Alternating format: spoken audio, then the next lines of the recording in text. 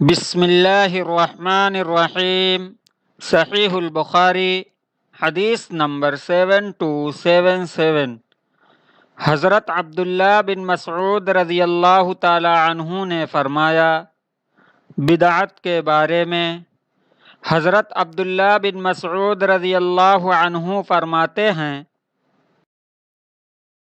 سب سے اچھی بات کتاب اللہ اور سب سے اچھا طریقہ رسول اللہ صلی اللہ علیہ وسلم کا طریقہ ہے، اور سب سے بری بات دین میں نئی بات یعنی بدعت پیدا کرنا ہے، اور بلا شبہ جس کا تم سے وعدہ کیا جاتا ہے وہ آ کر رہے گا اور تم بچ کر کہیں نہیں جا سکتے۔